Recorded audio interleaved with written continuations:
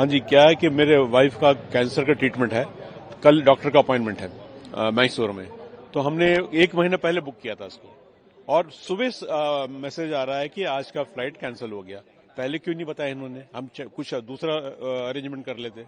और इस तरह की मतलब मनमानी चल रही है और कारण ये है कि यहाँ पर कंपटीशन ही है, एक ही इंडिगो है। ज्यादातर देखेंगे 80% जो मार्केट जो कवर हो रहा है वो इंडिगो से ही हो रहा है इंडिया के अंदर। अब चूंकि उनकी मोनोपोली है तो मर्जी का काम कर रहे हैं और कुछ पहले से बताते नहीं है। सर्विस सेक्टर में है ये लोग, ये एयरवेज जो है सर्विस सेक्टर में आता है, वो सर्विस नाम की चीज नहीं है।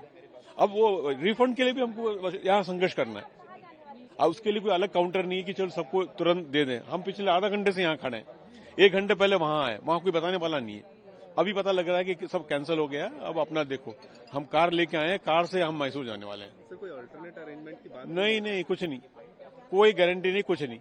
वो सीधा बोलते हैं कि कुछ अभी रद्द है, बस कल मिलेगा क्या, नहीं कुछ पता नहीं। वो कोई एक कॉन्क्रीट आंसर नहीं दे रहे लोग क्या होना है अगर। जी क्या वो हम लोग एक वेडिंग के लिए यहाँ रायपुर आए हुए हैं और फ्लाइट कैंसिल हुआ रिटर्न के टाइम में और हम लोग को आगे इंटरनेशनल फ्लाइट भी करना है, तो अब फ्लाइट है ही नहीं यहाँ से। अब वो कल का दे रहे हैं और कल भी क्या गारंटी के फ्लाइट जाएगी, मुश्किल है। तो हम लोगों ने कैंसिल करके रिफंड अपना मांग रहे हैं यहाँ से और हमें गोंदिया से दूसरा फ्लाइट मिला है जो इंदौर के लिए हमको लेके जाएगा। साहब अगर फ्लाइट कैंसिल हो गई तो ये एयरलाइंस का हेडेक है, ये मेरा और आपका हेडेक नहीं है।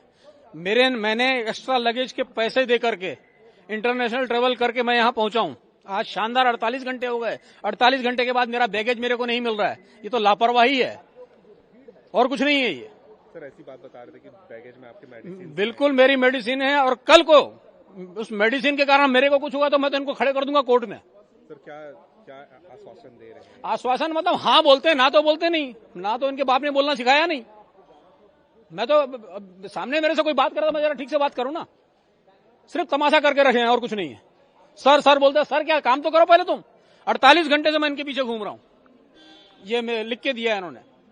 दिक्कत तो बहुत ज्यादा हो रही है क्योंकि फ्लाइट मेरी 10 बजे थी बैंगलोर की, बाद 10 से 12 बजे पहुंचना था। मुझे मैसूर जाना है। मैसूर में मैं कैंसर पेशेंट हूं और मैं यहाँ क्लास 1 गेस्टेड ऑफिसर हूं। मैं प्रोफेसर हूं गर्ल्स कॉलेज में, कालीबाड़ी में जो है।